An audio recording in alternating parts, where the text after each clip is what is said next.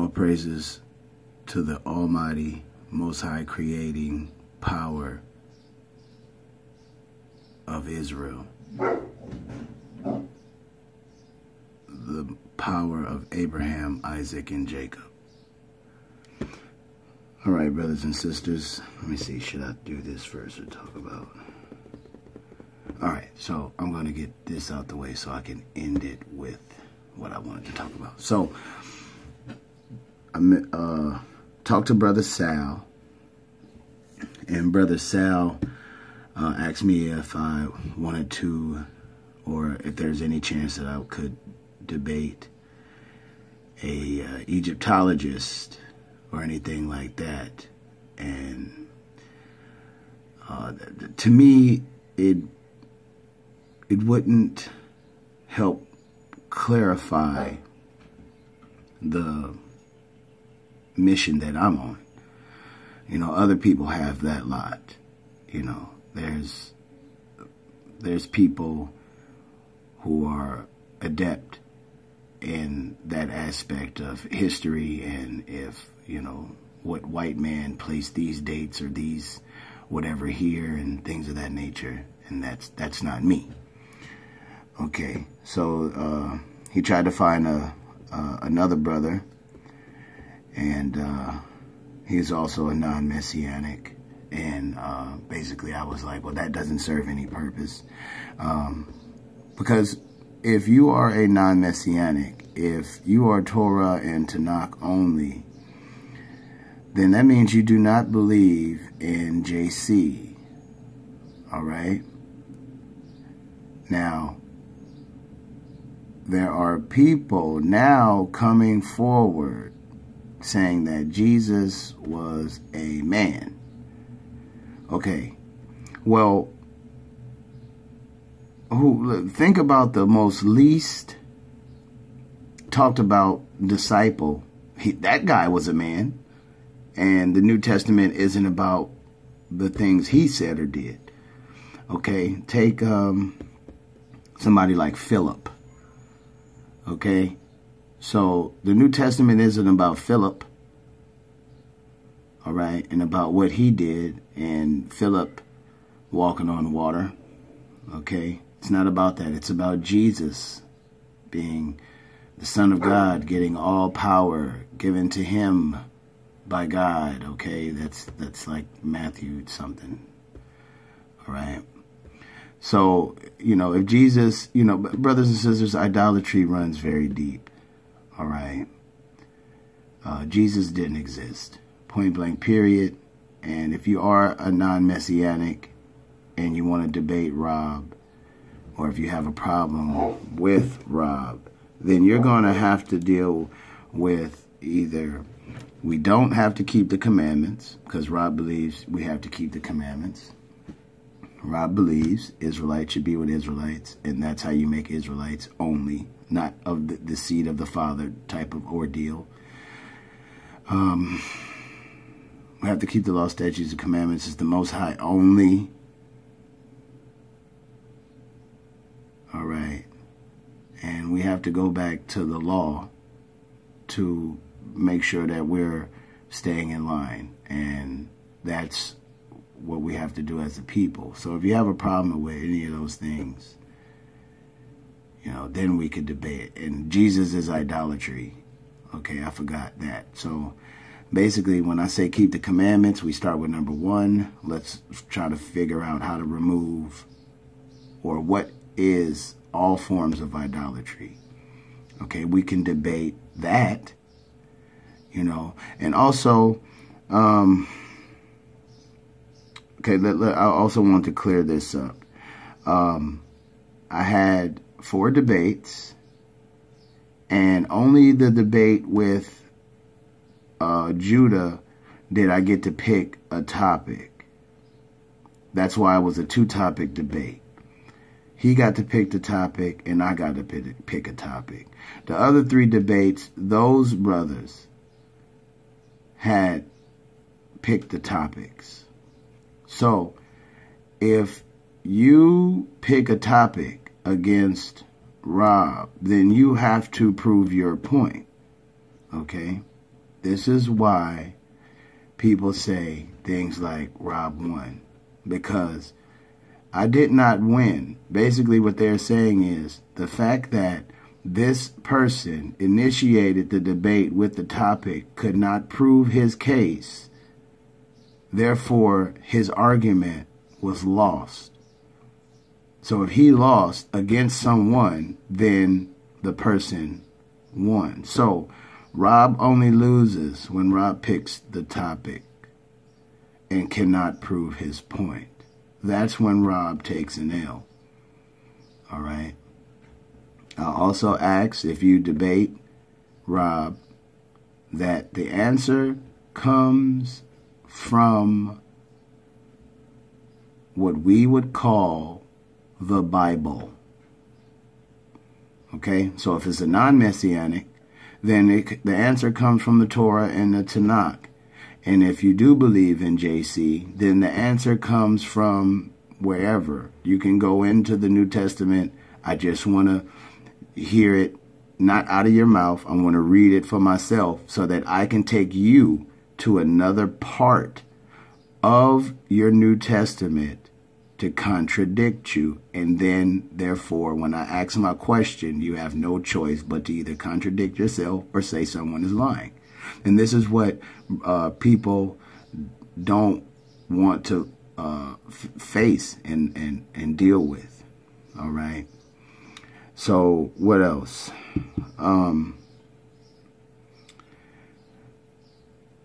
Let me see. So yeah, I've been busy and stuff. You know, that's pretty good. I just wanted to get out there. I had my stepdaughter's going on the college tour, and so, you know, that's, you know, it costs, you know, X amount of dollars, and then she needs spending money, so I didn't want to have that hurt my pocket, so I just been, you know, staying at the shop later and stuff like that. And also, so that's, you know, things is working out good. I thought it was going to take longer, but it didn't even take too much long, because it's like that. But, so I go outside, and, like, I have a type of car that's, you know, it's and, so a piece on it, even from the junkyard, would run me $150, right? It's, the thing for the window, right? Like, it's like this, right? This.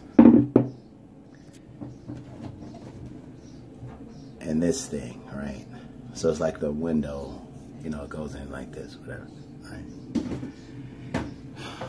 So my window, and if I go get it new, okay, well, now we're talking, you know.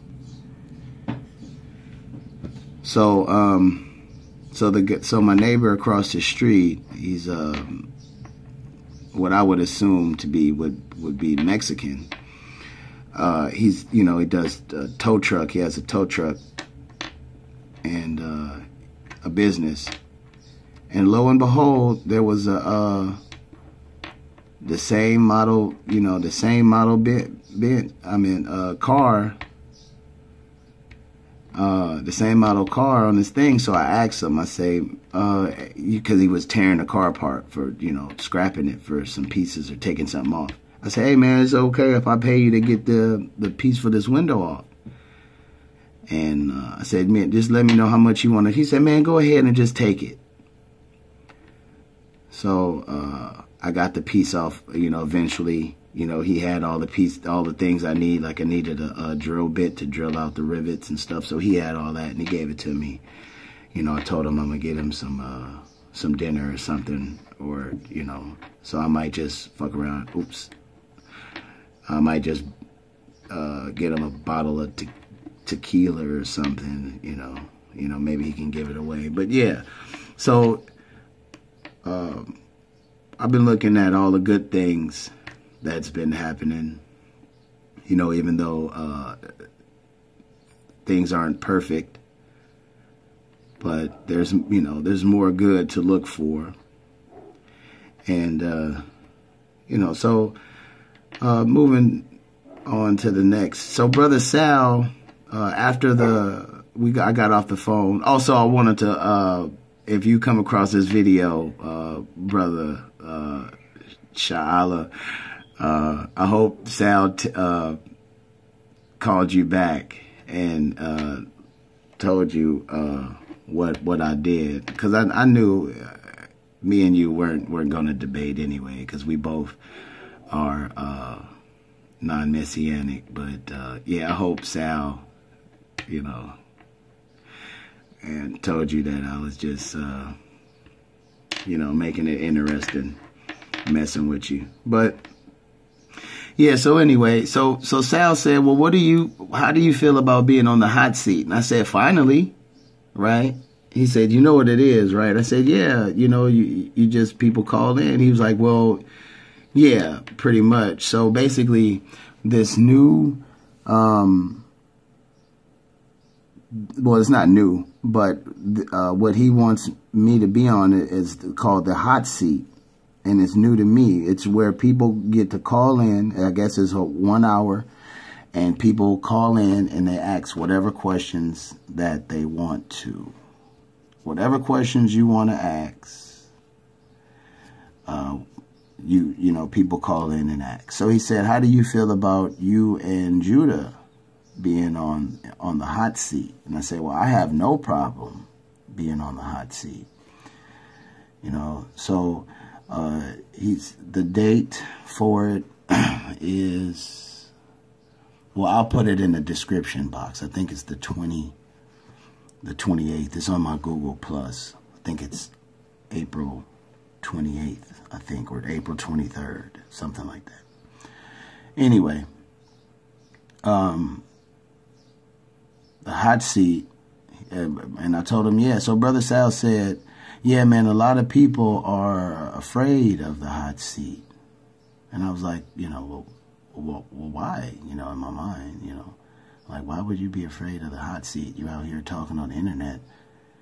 And, you know, when people get the chance to ask you questions, now all of a sudden, you know, people are scared. I said, well, I wouldn't be scared at all, you know. So he said, what about Judah? I said, well, shoot, I don't know. So, you know, if Judah wants to do it, you know, I hope so. You know, that'd be, you know, people could call in and ask whatever, you know. And then the funny thing is, Sal was like, so you and Judah is cool, you a tour night? I was like, no, no, I'm not. You know, just because we're not going at it, we're not providing that what you guys thought was entertainment. Maybe that's no longer there for you, and you know, you looked at it like a TV show. Well, hopefully you learned some stuff while watching that TV show, if that's how you felt about what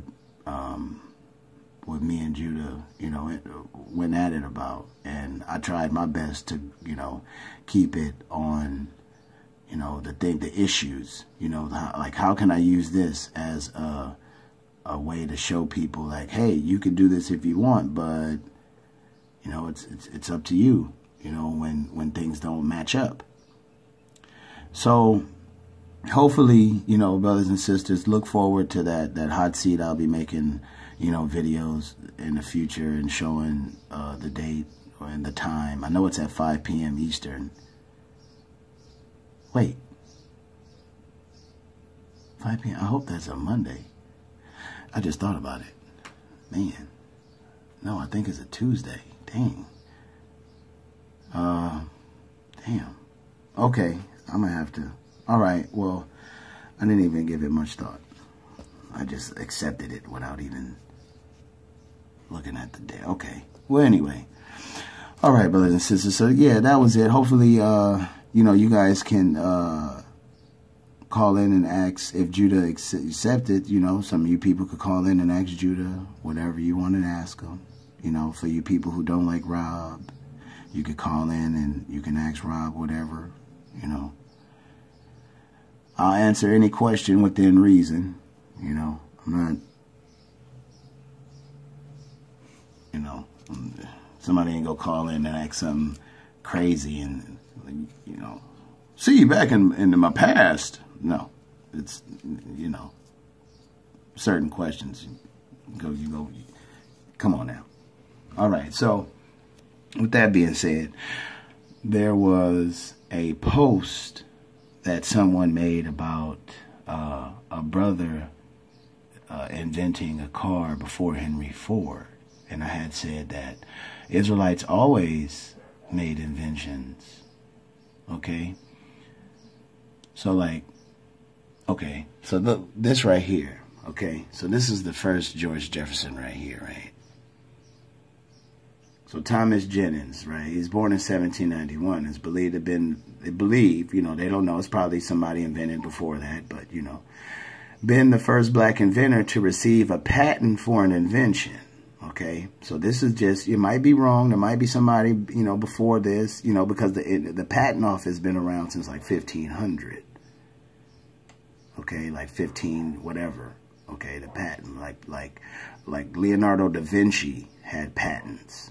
Okay, so okay, he was granted. Okay, so let's see, he was 30 years old when he was granted a patent for a dry cleaning process.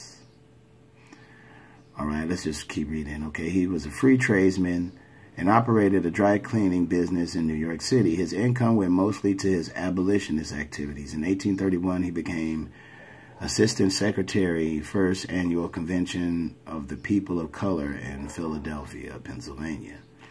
Okay, so when they say people of color, this is in 1831. Now,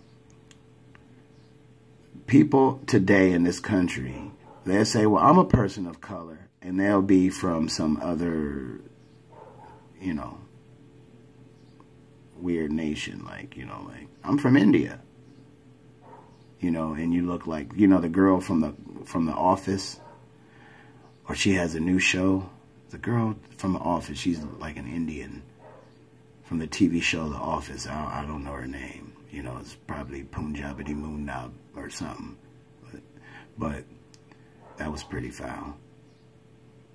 I'm sorry about that. All right. So where was they at? So when this guy, Thomas Jennings, in 1831, when he had the first annual convention of the people of color, where were these other nations at that today say, well, I'm a person of color? All right. That's pretty weird. You know, I wonder, was it when they said the convention of people of color, was it just a whole bunch of black folks? Whole bunch of Negroes in the conference room? Or I wonder, was it a whole rainbow coalition of colored type of people? Man, get up out of here. We already know. Okay, so slaves were prohibited. Wait, what? Oh, okay. Just checking. Well, now that narrowed it down. Okay, there we go. Slaves were prohibited from receiving patents on their inventions. Okay. Although free black inventors were legally able to receive patents, most did not. Why? Some feared that recognition and most likely the prejudice that would come with it would destroy their livelihoods. So basically, this is exactly why brothers sell their inventions or their companies, right? They will sell something physical for something invisible and man-made, like such as paper money. Okay, so somebody would invent something physical and sell it to a white person for some paper money. You know, even though you could take that paper money and do something with it, you never know, they could flip it at any time. But okay, we're not gonna go on that. And they would they would sell it, you feel me, just so that they wouldn't stick out like a sore thumb and be like, yeah, that guy, Mr. Johnson, he invented the transmission or whatever. I'm just giving an example. You know, he's worth $500 million in 1922. They would have killed him and his whole family and took all that money. the hell no black guy doing with all this money? You can't be inventing stuff. Black person thinking of stuff that helps make people lives better. Who the hell are you, black guy who's not white? Okay, that's how white people treat black people. Who are you? We gave you dirt. How the hell did you turn that dirt into a building that can withstand gunshots and bombs? Who the hell is this? Kill them. That's what they do. Okay? So I'm going to show you that we always been inventing stuff, okay? All right, check it out. Oops. This is 2 Chronicles 26, right? Then all the people of Judah took Uzziah, who was 16 years old, and made him king in the room of his father Amaziah. He built Eloth and restored it to Judah. After that, the king slept with his fathers. 16 years old was Uzziah when he began to reign, and he reigned 52 years in Jerusalem.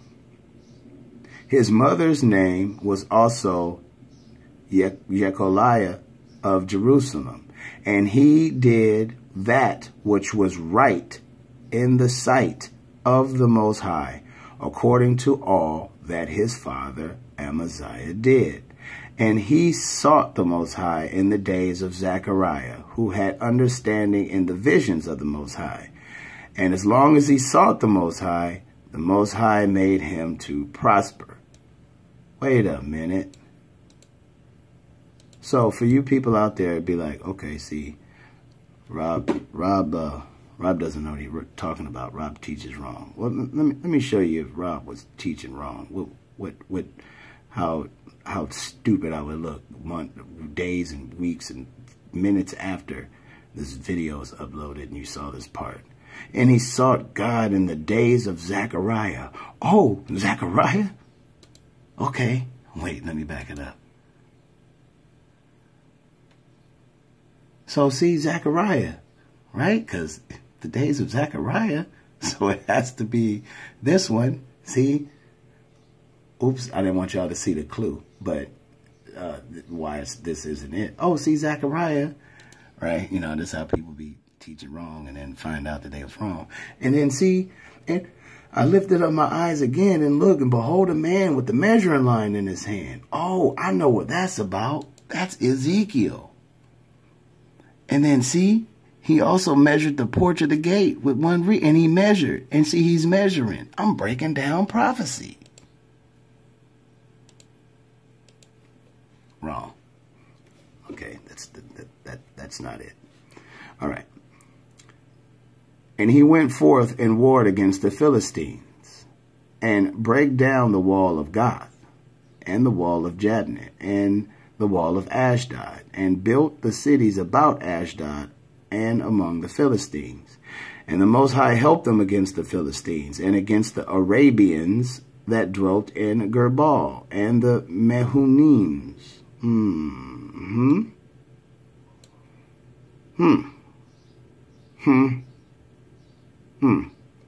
All right. Just checking. And I know what that means, too. I know what this word means. And the Ammonites gave gifts to Uzziah, and his name spread abroad even to the entering in of Egypt, for he strengthened himself exceedingly. Moreover, Uzziah built towers in Jerusalem at the corner gate, and at the valley gate, and at the turning of the wall, and fortified them.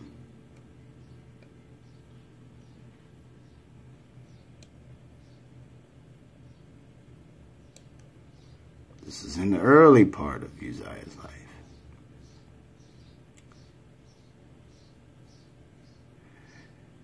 Also, he built towers in the desert and digged many wells, for he had much cattle, both in the low country and in the plains. Husbandmen also, and vine dressers in the mountains and in Carmel, for he loved husbandry. Now, don't get it twisted. This means he loved guys who had wives and families and took care of them. Okay? He didn't just want to have single people working for him. He wanted men who had families and children to raise. Okay? He just didn't want a whole bunch of bachelors, you know, pretty much getting money and going and doing whatever they wanted. He wanted to have people work for him who had families, so that they can teach. You understand? You get it. And if anybody wanted to say that this means anything else, then bring it to the comment board. Moreover, Uzziah had a host of fighting men that went out to war by bands, according to the number of their account, by the hand of Jehiel, the scribe of Maaseiah, the ruler, under the hand of Hananiah, one of the king's captains. The whole number of the chief of the fathers of the mighty men of valor were 2,600, and under their hand was an army, 300,000 and 7,500 that made war with mighty power to help the king against the enemy. And Uzziah prepared for them throughout all the hosts shields and spears and helmets and habergeons and bows and slings to cast stones. And he made in Jerusalem engines, invented by cunning men, to be on the towers and upon the bulwarks, to shoot arrows and great stones withal. I'm going to finish it out, and we're going to focus on 26 and 15. And his name spread far abroad, for he was marvelously helped till he was strong. Till he was strong. All right. So, Uzziah had cunning men, smart, intelligent, okay, engines to be on the towers, upon the bulwarks, to shoot arrows and great stones. What that sound like today? We was making, back in them days, what we would call machine guns. You invented machines to shoot arrows. We had, you know, the things that you see in those medieval movies, the things that shoot the big arrows, and then they come, and then they got to pull the thing back, and then they take an axe and then hit the rope, and it'll shoot a big arrow. Or they have that big thing that fling out the rocks hella far. Okay, we had them. All right? We had things that shot out 5 arrows at once. We made them. All right? Now Uzziah lived around 750, 760, I think, around that time, BC. So you take that. So that's 2,700 years ago. Okay? So 2,700 years ago, Israelites was inventing what we would call, what in those days would be machine guns. All right? So, brothers and sisters, this is what we need to learn. Not how to make machine guns, how to come back to being an Israelite. Israelites always invented, but our inventions helped for us. Okay? Now, he was helped till he was strong. Now, what happened? Here we go. But when he was strong, his heart was lifted up to his destruction. So he got prideful. What happened? For he transgressed against the Most High's power. And he went into the temple of the Most High to burn incense upon the altar of incense. Uh-oh. So he thought he was all that. He thought, the Most High is really with me. Maybe I can walk into the temple and burn incense. All right, so this is the king. Most High is dealing with Uzziah. The Most High stopped dealing with Uzziah once he got prideful. An extreme different type of pride. Okay, not like prideful to where he was sending, 500 Israelites to battle 40,000 Israelites. I'm not Israelites. 500 Israelites to battle 40,000 heathens or Gentiles. Not like prideful like that. Like, yeah, we could just battle all over the world and win. No. He went into the temple to try to burn incense. And Azariah, the priest, went in after him. With him, 80 priests. 80 priests of the Most High that were valiant men. So these wasn't no scrubs. These was karate kicking. These was all men of war, valiant. You feel me? They knew how to use the sword, bow and arrow, hand-to-hand combat, all that. All right? And they withstood Uzziah the king. The king don't roll by himself. When have you ever seen a king roll by theyself? Okay? You won't even catch Floyd Mayweather rolling by himself. You won't even catch your local gang-banging gang leader rolling by himself. So, okay? And said unto him, it appertaineth not unto thee, Uzziah, to burn incense unto the Most High, but to the priests, the sons of Aaron, that are consecrated to burn incense. So he's like, yo, you tripping. You are the son of Judah. You are not the son of Aaron.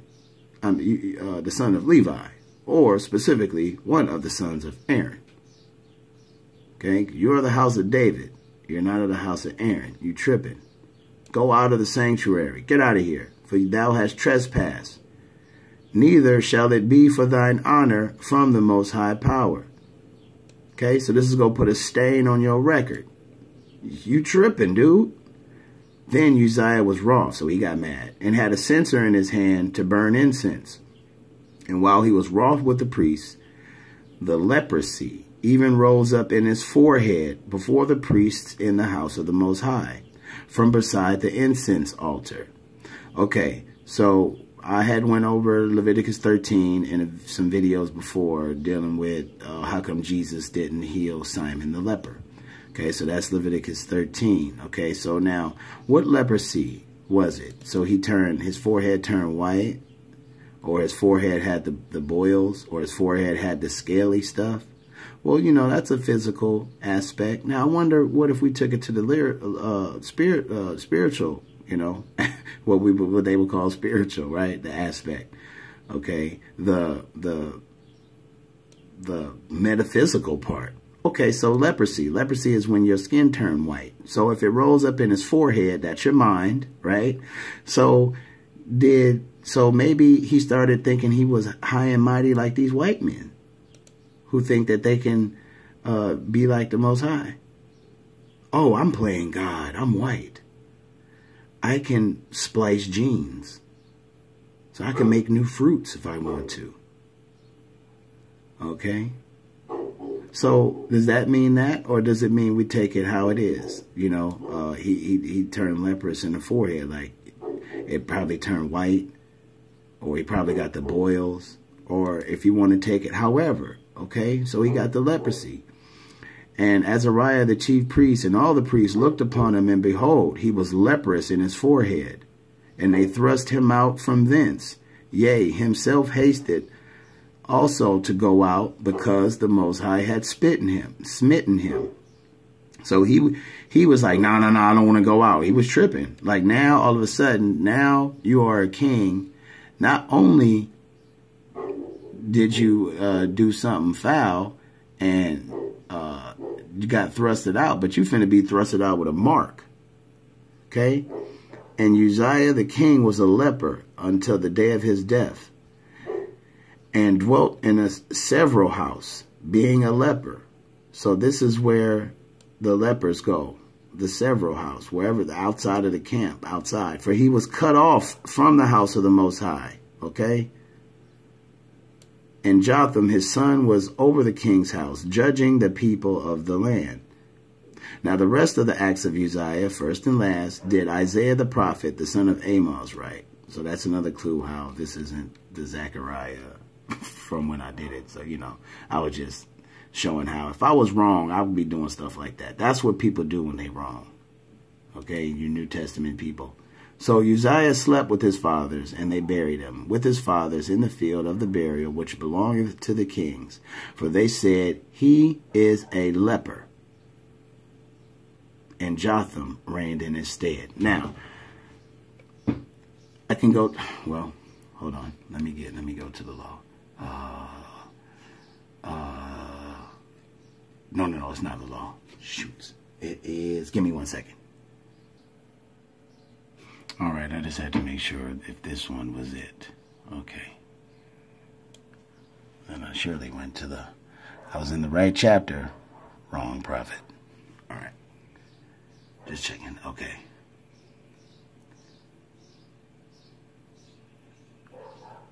When I say unto the wicked, thou shalt surely die, and thou givest him not warning, nor speakest to warn the wicked from his wicked way, to save his life, the same wicked man shall die in his iniquity, but his blood will I require at thine hand. Yet if thou warn the wicked, and he turn not from his wickedness, nor from his wicked way, he shall die in his iniquity, but thou hast delivered thy soul. Again, when a righteous man does turn from his righteousness, and commit iniquity, and I lay a stumbling block before him, he shall die. Oh, I went in this chapter. So Uzziah did everything that was right in the eyes of the Most High. Okay? Until the stumbling block of pride. He said, let me see how he'll do when I put this pride in his way. Okay? So we got it. You know, you cannot be prideful. You cannot be this. And you know what the Most High going to do? He going to put a woman in your way. Let me see how you do this with this woman. Oh, okay, you passed that test? Well, let me see how you do with this. Okay. You know, we're not going to pass every single test, but the Most High wants you to figure out what you are weak at. And so that you, when you see that stumbling block, you know how to avoid it. Because you will get it, you know. There's like, say, there's things that I can say, nah. And then there's things that be like, uh-oh, this might not be right. Okay? So, when a righteous man does turn from his righteousness and commit iniquity, and I lay a stumbling block before him, he shall die, because thou hast not given him warning. But he had warning. Okay? The priest told him, man, get up out of here. This ain't your lot. You can't do this. You know, you're from the house of David, you're not from the seed of Aaron. Okay, so he shall die in his sin. Okay, what was his sin? It was going up a transgress against the Most High, and then he died in his sin. His sin was going in the temple, and the consequence was him becoming a leper and being cast out of the congregation. And his righteousness which he have done shall not be remembered, but his blood will I require at thine hand. So for the most part, Uzziah was a good king. Okay? But they don't remember, we didn't remember him for his righteousness. He got remembered for being thrust out. Okay? So you could do good for a long time. You know, you could be top-notch model citizen for 80 years of your life. From since you was, you know, let's say 12, so you're 92. And then when you turn 93, you become a child molester. Ain't nobody gonna remember all the good stuff you did back in 64 or 1998. They gonna be like, the child molester man? Okay? Nevertheless, if thou warn the righteous man, that the righteous sin not, he does not sin, he shall surely live, because he is warned. And thou also hast delivered thy soul. All right? So that's why I'm out here warning people. Okay, you know what, too? Here we go. Let's do this, too. All right. So, brothers and sisters, keep the law, statutes, and commandments. So, back to how people are trying to say Jesus, was a man. Okay. That's pretty, strange for people who say that they are Torah and Tanakh only. Like this guy who I was talking to on the phone with Brother Sal. He said, I believe Jesus is a man, but he didn't want to debate that. And to me, that would be a good debate. Like you want to debate that Jesus, he said he believed Jesus did exist as a man, and I'm saying Jesus didn't exist. Period. Forget about it. How about that?